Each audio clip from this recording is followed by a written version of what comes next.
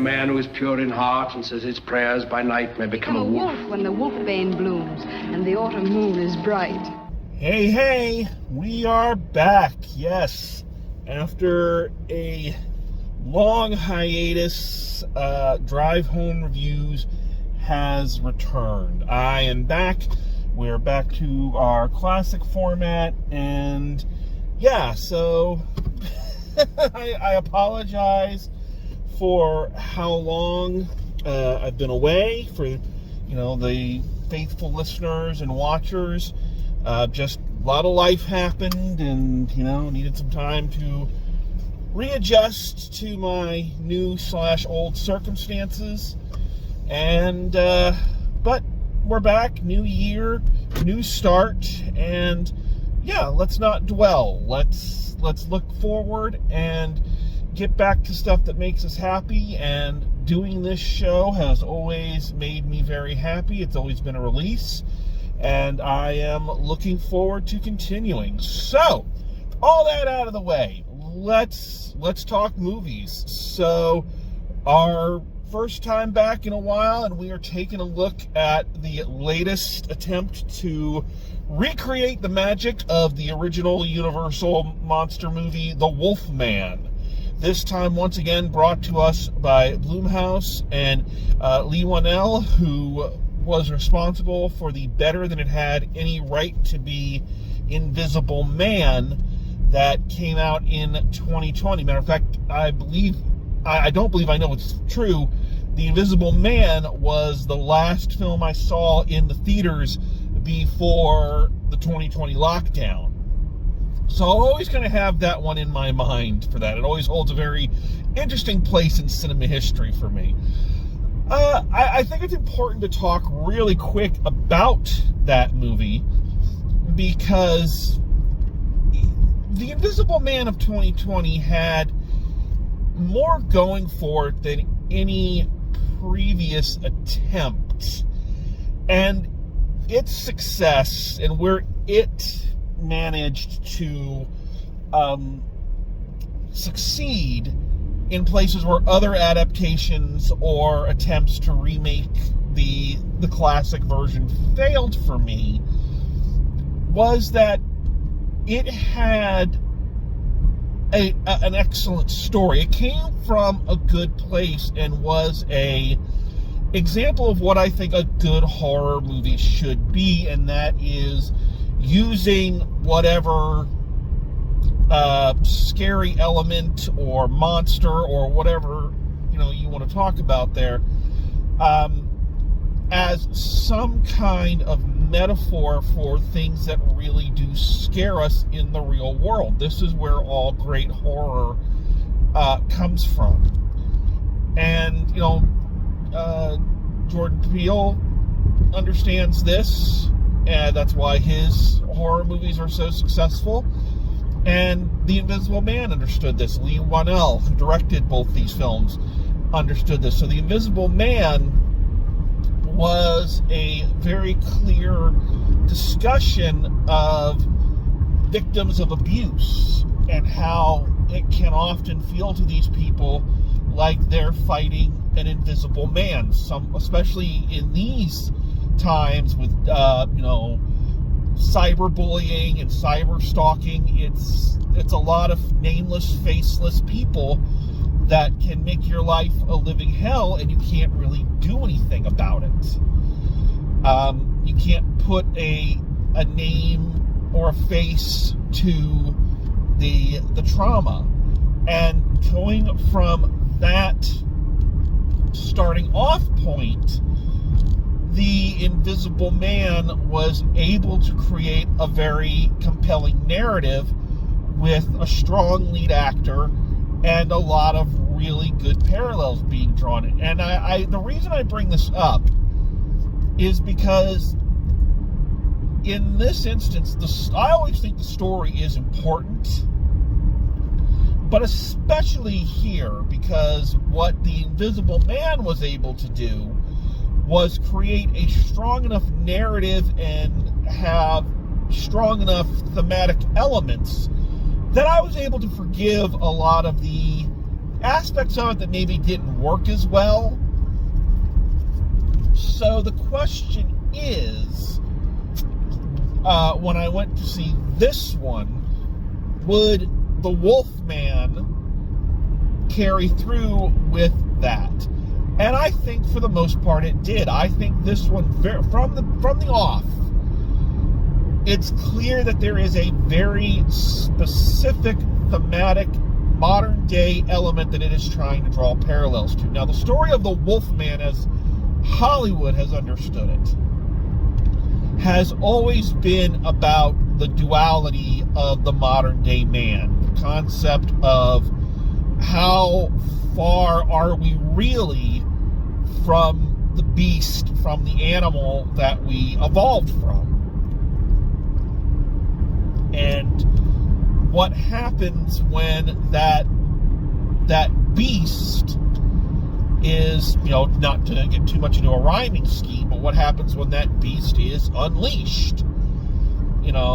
How quickly do we descend into our baser instincts? And that's always been, again, at least from the Hollywood understanding of the werewolf and the invisible man, or not the invisible man, the Wolfman, has always been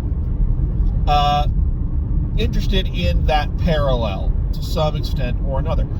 Notice that in most instances, there have been one or two, but there are not a lot of werewolves in Hollywood that are women. They're mostly men. And it's because of this, like you say, this concept of the male,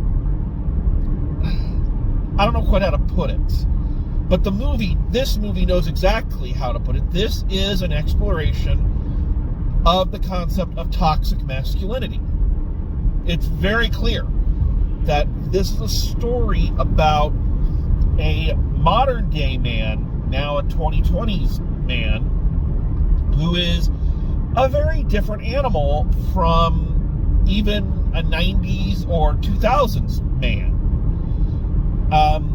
Outlooks have changed, concepts of manhood and masculinity have changed, and I don't say this is a bad thing, but the question is always, how far removed are we from the toxic element? So our main character here, whom we meet in an extended flashback, was raised by one of these mountain man, Ted Nugent, men's men, tough love, you do what I say, boy, or, kind of, mountain fellas. And you can see in the bit that we get to witness that this was a very tough upbringing, that his father was not an incredibly loving person, and that he was very hard on him and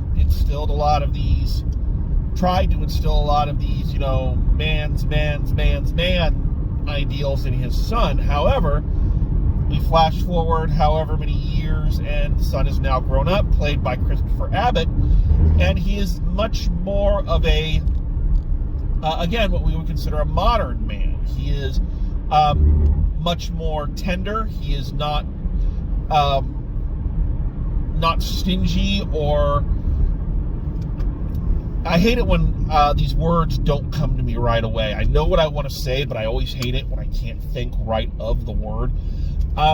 He is not neglectful in his emotions or dismissive of them. So he is a father, he has a daughter, and we see in his interactions with her that he is very loving, very understanding, very indulging of her and her fancies, and basically everything that what little we know of his father was not. Now, here's an excellent, I want to make sure I describe this correctly, because I don't want to make it sound like this scene is wrong in any way. So please understand that what I need to talk about here is a form of visual shorthand and context clues that the director gives us without having to stop the film and spell everything out. I want to highlight this scene because it's very important to this director and how they set up characters and character dynamics for us, the audience, in a very simple way. So early on in the movie, there is a scene where we're at home with Christopher Abbott and his family. He's making dinner. He's playing with his daughter. His daughter wants to put lipstick on him, and he lets her and does, poses, which a lot of girl dads do. Again, this is not bad. I'm not saying this is bad that he does this. His wife, played by Julia Garner, comes in. So Julia Garner is playing the... again, I'm trying to find the correct words. I don't want this to sound harsh. But it's very clear that Julia Garner's character is from a traditional gender roles definition, that she is the quote-unquote man in the relationship. Just in the way that she is dressed. She is dressed more professional. She's coming in, talking on the cell phone to her boss, using a lot of profanity. She has a shorter kind of Brienne of Tarth haircut, which again can be described as a seemingly more masculine haircut than we would normally associate. And again, what I'm stressing here is none of this is wrong or bad. It is not bad for a man to stay home with the kids and to indulge daughters with makeup and things. That's not bad. It is not bad for the woman to be the breadwinner or to have shorter haircuts or anything like that. The reason I'm talking about this, and I want to underline it, is it illustrates how this director uses our preconceptions of how men are supposed to dress, how women are supposed to dress, traditional, quote-unquote, traditional gender roles, to set up everything we need to know about these characters, their relationships, and what their arcs are going to be. And he doesn't have to stop the movie and lay all this out for us. It's all done with visual cues and understanding the audience's frame of reference. So I want to point that out because I think that is really, really smart directing. It's good directing, and I felt like it was done very well, and from that moment you knew, okay, this is what the arcs of these characters are going to be.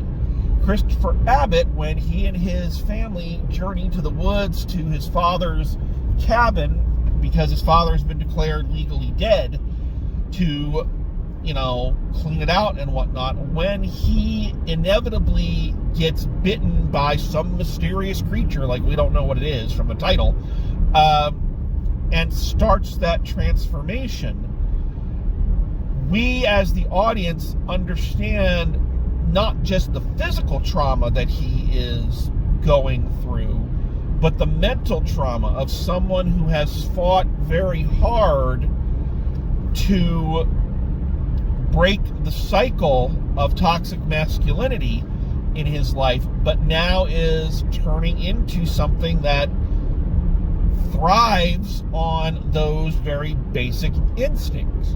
We also see in the early scene with his daughter that he has a little bit of a temper. He snaps at her at one time when she doesn't listen, but then he immediately says, hey, I'm sorry, I shouldn't have lost my temper, but I need you to listen to me because I need to keep it. I like the way that he did that too. It's like he snapped, he apologized, he didn't say, oh, I shouldn't have gotten mad at you, but said I shouldn't have yelled, but I need you to understand. It was really well done. So anyway, when he's going through that transformation, we sympathize with him. We understand the battle that he's fighting within himself, and not even a battle. It's something that is there's not really a fight here between the man and the beast. The beast is just overtaking him. There's no real way he can fight it off. And we understand that Julia Garner's character arc is that she now has to step up. She's a much harder woman than you usually would see in a traditional horror movie, and she has the Alan Grant character arc, where she now has the person who was not as close to her child has to become the caregiver that she always could be, but never really stepped up and became. So I point all this out again, long-winded explanation. I don't normally go into that deep of explanations of the plot and the themes, but I pointed out because, like its predecessor, The Invisible Man, this one lives and dies by its take on the story and its thematic elements. And in both instances, I think this film really delivered. I think it was smart. It's not simplistic, but it's clean cut. It knows the story it's telling, and it walks that very fine line between its metaphor being buried in subtext and being so obvious that you're constantly hitting the audience in the face with it. It's a fine line to walk, and I think this film does it very, very skillfully. And because of that, like The Invisible Man, it allows me to overlook some of the elements of it that I think were not as good, but because of the strong creative decisions behind it, I feel it came out a better film than it had any right to be. So let's talk real quick about some of these really good things. So we talked a lot about the themes and the story. Hats off to all the actors in this. Hats off to Julia Garner, Christopher Abbott, and Matilda Firth, who plays their daughter. Just excellent performances across the board. You know, all of them did an excellent job holding up this film. I think Miranda Firth deserves a lot of credit, because a little kid in one of these movies is always kind of the wild card. Are they going to be good? Are they going to be irritating? Or, you know, is it going to be an instance where you're hoping the monster gets them? I've seen a couple horror movies, like the last couple Jurassic Park movies, where you're just like, please let the dinosaur eat that child, you know. But she does it very well, and I think they created a character that felt real, wasn't so, you know, worldly or smart that she seemed smarter than the adults, but also not such a helpless little cipher that needed to be rescued all the time. I think she is the heart of the movie, and she does that with great poise. I admire I see the skillful hand of the director in there. I think the actor did a very good job, but I can tell when a director has been in there and kind of is helping guide a young actor in the direction they need to go, and I have great appreciation for that. Again, Julia Garner and Christopher Abbott both do really good jobs, especially with characters with very difficult arcs, because Christopher Abbott's character, all of his arc has to be done in some ways non-verbally. When the virus, as they call it in this movie, is kind of taking over, and it's all in his reactions and his facial structure and the way his eyes move and whatnot that conveys the pain and the conflict and the baser instincts that are taking over. He also has to do it through the prosthetics, which is not an easy thing. Let me talk about that real quick, getting sidetracked a little. The makeup for this, so a lot of this was practical. They didn't do a lot of CGI for it. I always appreciate that. And I liked the more scaled down, bare bones Wolfman look. I'm always going to be a sucker for the classic. I love the classic. I love the classic Wolfman. aesthetic. But that kind of look in a movie like this in 2020, that's going to be an anachronism. And it's not going to have the impact that you want it to. So I think that the look that they came up with for the Wolf Man worked very well, especially with Christopher Abbott, who is a brand new Wolfman. And we have another Wolfman in there. Spoiler alert, we're going to talk about that here in a second, who is much further gone, and he is much more of the wolf. So I like that there is a differentiation between the different stages of lycanthropy in this film. I liked the makeup. Not what you expect for a Wolfman film, but again, that's fine. Julia Garner, again, given her role, she has a tough role. I think she's got the toughest role of them all, because her character is not set up to be likable in the early goings. If this film was made even 10 years ago, that would have been the male role. We've seen that character with the males a million times. The busy businessman who's too busy with business, and he's short with his family, and he's always worried about business, and he doesn't know how to relate to his kids. It's Robin Williams from Hook, essentially. We've seen it. And she doesn't give the character in the early goings a lot of softness or a lot of reasons for us, the audience, to really like her. She kind of has, pardon me, this is a very crude thing to say, but she kind of has a resting bitch face where it's like she's always got this sour expression on. She's very short with her husband. In that scene I was talking about before, she comes in on the phone swearing up and down to her editor, and her husband's like, "Hey, can you take that in the other room, because your daughter's right here, man." And she's like, "Oh, could you not?" So she is not set up to be a character that we, the audience, can really get on board with right away. But she becomes one as the movie goes on. And the tougher, the stone exterior kind of cracks, and we see the softer, the caregiver, again, the Alan Grant story arc of, I'm not good with kids. Well, now I'm in a position where I have to become a protector of kids, and it softens me. And I think she does that incredibly well. In terms of a horror movie, I think it delivers on a good premise. I like the idea of there's an unseen wolfman outside. Meanwhile, the dad is turning into a wolfman inside. So our two heroes are kind of stuck between rocks and hard places. The director also does this really nice transition.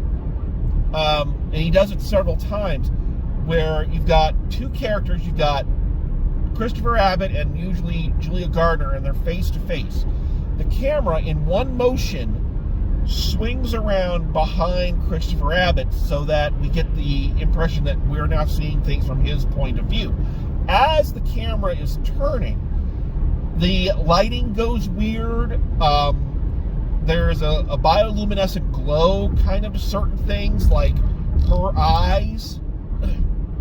So we see kind of how his perception is altering, and then as it swings back to her point of view, it goes back to normal. It does this several times, one of the things I like about this director is that there is everything they do normally is a clear setup and payoff. We do this 3 or 4 times, and at first you're kind of looking at it like, oh, this is just a neat camera trick that the director is doing. But during one of the final chase scenes, where Julia Garner and Matilda Firth are alone in the dark, the camera kind of swings around and suddenly everything goes into wolf view, and we see that the wolf man is there in the dark. He can see them, but they can't see him. Great suspense and great setup and payoff. I think that worked really well. So a lot of things work about this movie. A lot of things really came to play, and a lot of really smart decisions. So as I said, those smart decisions tend to make it easier for me to overlook the negative aspects of the film. So what are those? Because this isn't a perfect film. Well, first off, the pacing. It is paced very slowly, and I've heard a lot of people. I saw a lot of reviews that were, calling it boring. I can get that, because there's just a lot of, okay, we've established enough atmosphere. I think we can move on to the next thing now, and a lot of lingering. So let's talk about the real problem I have with this movie. Pacing issues are, yeah, they're important, but again, I could overlook them. But the real problem I have with this film is when it reaches its climax. So, as discussed earlier, the whole time that the husband is transforming inside the house, they are also being hunted by the werewolf outside the house, which I believe most astute film goers will be able to guess who the werewolf outside is, but, just for the sake of non-spoilers, I won't say anything. But, so what you have here is you have one man outside who is completely consumed by the wolf, by his baser instincts, by the toxic masculinity that has infected his life. And on the inside, you have a husband and a father who has fought those impulses his entire life, but they are slowly starting to overtake him. And inevitably, those two forces are going to come into conflict. So eventually, the wolf outside gets in, and he and the wolf inside have a confrontation. The concepts of the past beliefs of masculinity versus the modern definition. And the battle is bloody, it is scary, it is ferocious, but in the end, the modern day male is able to hold on to enough of his humanity to fulfill one of the other baser instincts of the wolf that does not get touched on a lot in these films, the need to protect the pack. That the love for his wife and child and his need to protect them at all costs, even against himself, wins out, and he is able to defeat the darker aspects of manhood, and using the last shreds of his humanity, he chooses to leave his family behind, knowing that protecting the pack means protecting them against all things, including himself. So, he leaves to go into the woods before the beast completely consumes him, and the good man he once was is forever lost. It is a very well done, very quick, very clean conclusion to our story that is thematically satisfying and holds true to the concepts that the film has been hanging its entire reputation on throughout the entirety of its runtime. And then the movie goes on for another 20 minutes as Christopher Abbott decides, no, just kidding, I'm coming back to hunt down my wife and daughter, and so we can have a traditional horror movie final chase scene. It is incredibly disappointing.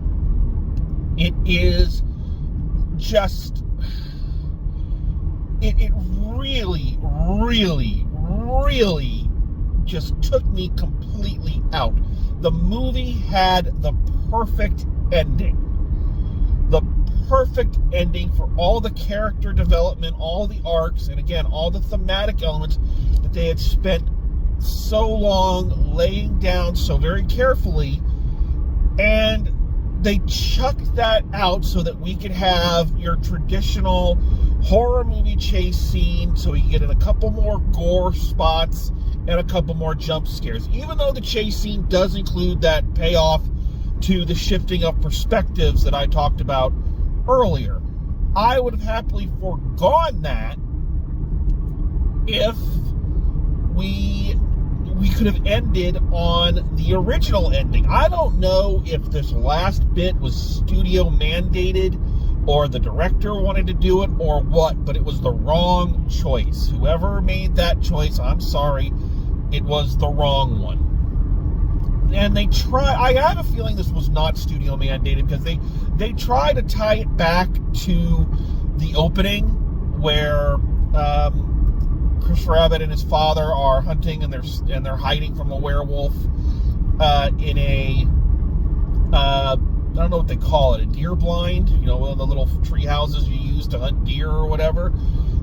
So they try to tie it back to that, to kind of bookend the movie, but the powerful ending had already happened, and everything else just felt tacked on and unnecessary. People can make jokes. I make jokes about the multiple endings to Lord of the Rings, but at least those were just kind of continuing on and giving us more of an epilogue than they were like a true ending.